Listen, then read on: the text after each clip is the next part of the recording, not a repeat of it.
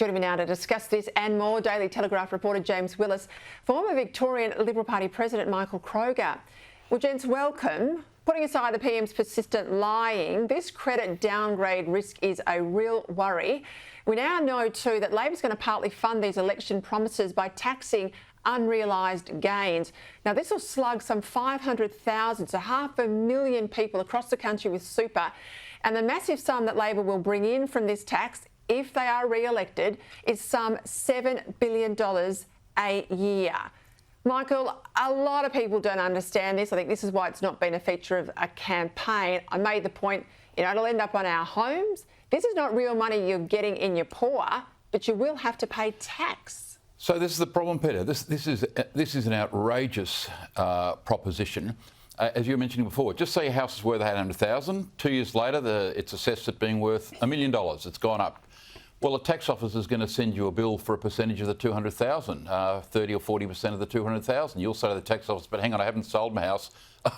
Actually, I haven't got any money to pay the bill. And the answer will be, so what? You'll have to sell assets. And this is what Robert Gottliebson and other people in the financial press have been writing about. This is a preposterous proposal, basically put into the parliament by people who have never run a business, never invested money, have no idea really how the financial system works in the private sector.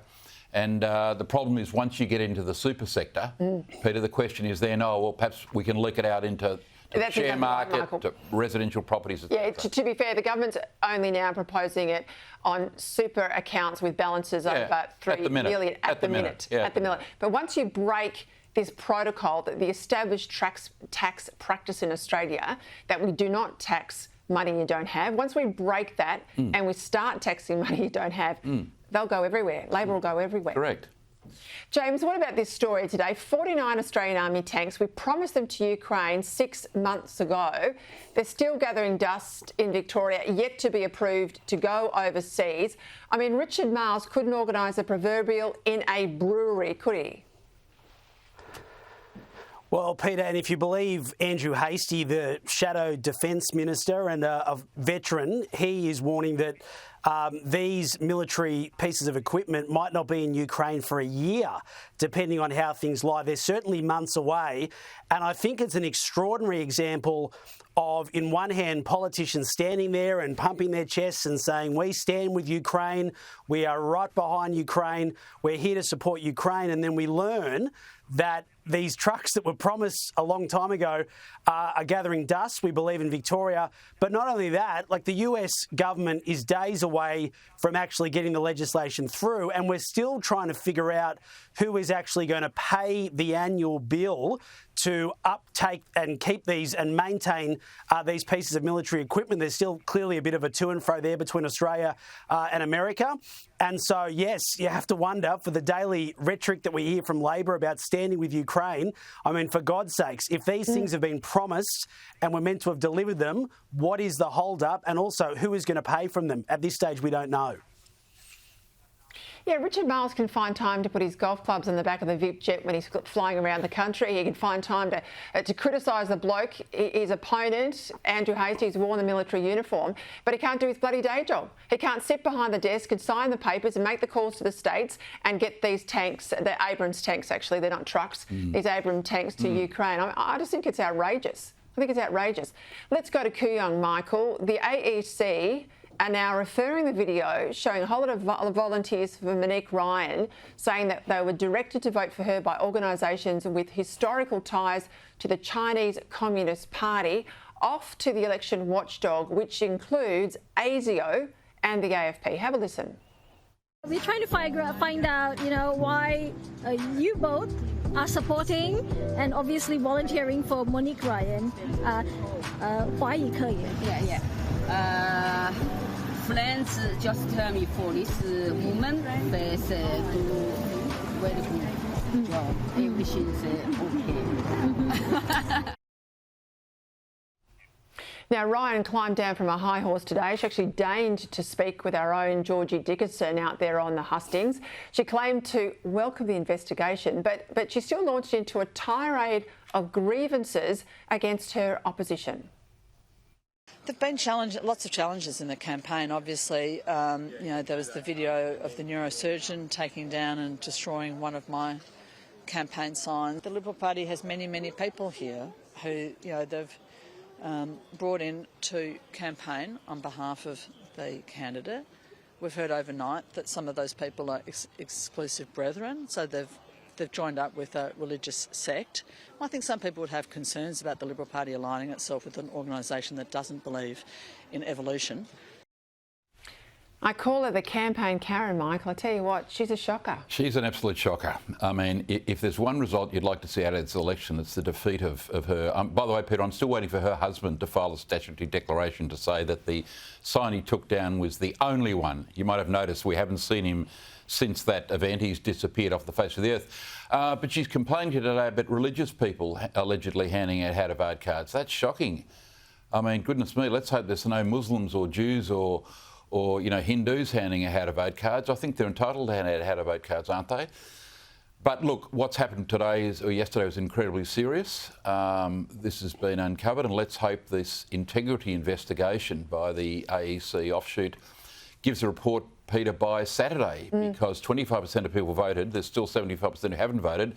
They need to know before Saturday what's exactly going on here, because this looks very strange to me. And I don't think, James, that it's just this seat that's in trouble, Kooyong, for the Teals. I think it must be across the board, because not only are they having a bit of a dummy spit about how the campaign's being run, not just in Kooyong but in other seats, there's a desperate plea for top-up money from wealthy donors revealed today.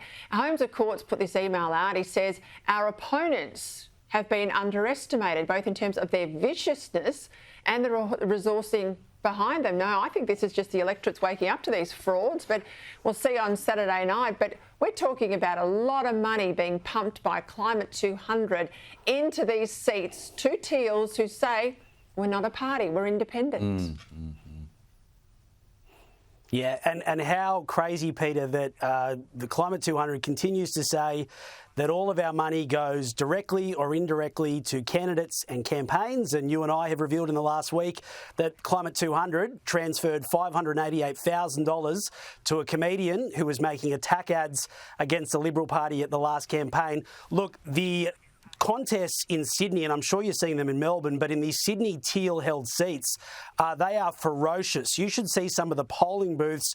The Liberal Party has lifted its game. I think they've got some very strong candidates on the northern beaches and in the eastern suburbs. Is that enough? I don't know. I certainly know that one of the lines pushed by the Teals is that in a minority government, they're going to have a much bigger say than they did in this most recent term.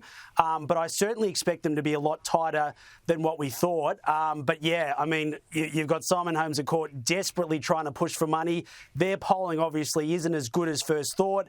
They're running more than 30 candidates this time instead of just a handful last time. So it's all going to be very interesting how that works with preferences as well. But you certainly get the sense that in some of these seats that were won by Teal's blue ribbon strongholds, that they may be switching back. And I think there's a few nervous Teals at the moment.